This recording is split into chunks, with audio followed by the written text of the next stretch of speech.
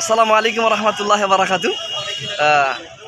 বর্তমান আমরা যিনার সঙ্গে বসে আছি তিনি হচ্ছে আহলে আন্দোলন বাংলাদেশ সদস্য, কেন্দ্রীয় সদস্য এর রংপুর জেলার জি জি সাবেক সভাপতি। জি রংপুর সাংগঠনিক জেলার সাবেক সভাপতি।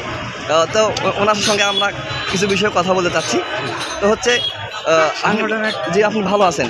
জি আলহামদুলিল্লাহ ভালো আছি। জি সাংগঠনিক খবর যে হলো রংপুর জেলার আপনার যে রংপুর সাংগঠনিক জেলার বিষয়ে যখন আপনি ছিলেন তার বিষয়ে কিছু বলবেন একটু কিছু? রংপুর জেলা আসলে সাংগঠন করতে গেলে সাংগঠনের কিছু সাংগঠনের প্রজ্ঞা, সাংগঠনের পরিচিতি, সাংগঠনের মর্যাদা, সাংগঠনের বংশ পরিচয়, সাংগঠনের সৃষ্টি, সাংগঠন কী চায়, কেন চায়, জি জান্নাতে যেতে হলে সাংগঠনে কী কাজ করতে হবে এগুলো আপনাকে আমাকে জানতে হবে। না হলে পরিপুষ্ট জীবন গঠন হবে না, সংগঠন হবে না, জান্নাতে যাওয়ার পথ খুঁজে পাওয়া যাবে না। এলোমেলো সাংঘা থেকে যেমন সুন্নতবিহীন, তরিকাবিহীন অনেক লোক আছে, মাযহাবী লোক আছে, তারা বিভিন্নভাবে বিভিন্ন পথ প্রশস্ত করে। এটা একেবারে ভ্রান্ত, একেবারে ভুল পথ। একেবারে জাহান্নামের পথ ছাড়া জান্নাতের পথ হইতে পারে না।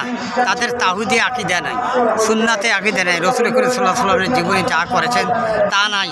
হেতু নিজের সংস্কারে, যেমন গণতন্ত্র সংস্কার হয়েছে কে করছেন? সংস্কার গণতন্ত্র সংস্কার করছেন কতগুলি মানুষ, যেমন আলিহাজ, যেমন ইব্রাহিম লিঙ্কন, তারপর ডারউইন, এরা গণতন্ত্র সৃষ্টি করেছে। গণতন্ত্র মানে জান্নাতমুখী না হওয়া, দোজখমুখী হওয়া, এটাই হলো গণতন্ত্র। আর মুসলমানের হলো ইসলামী শরীয়তে হলো আমিরাত এবং খেলাফত। ইমারত খেলাফত হলো আল্লাহ রাসূলকে জানা, সেই পথে পথ চলা। তা এইরকম একটা সংগঠন যেনা একেবারে সংগঠন, সহি সংগঠন, জান্নাতের পথ প্রচলিত, জান্নাতে যাওয়ার একটা রাস্তা তৈরি করে দিয়েছেন। যেমন আহলে হাদিস আন্দোলন বাংলাদেশ আহলে হাদিস মাশাআল্লাহ যুব সংঘ, এটা সংগঠনের সৃষ্টি হলো।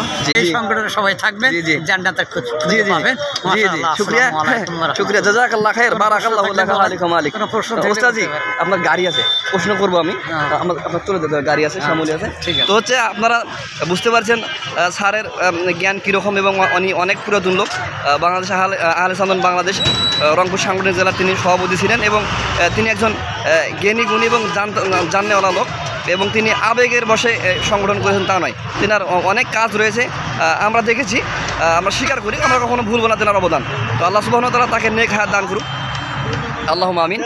স্যারকে আমরা যথেষ্ট খেয়াল করি, তেনার দীর্ঘ সময় আমরা কাজ দেখেছি, তেনার হাতে অনেক কর্মী গঠন হয়েছে, গঠিত আছে অনেক কর্মী, আমরা জানি, আমাদের অনেক ভাইয়েরা আছে অনেক এরকম।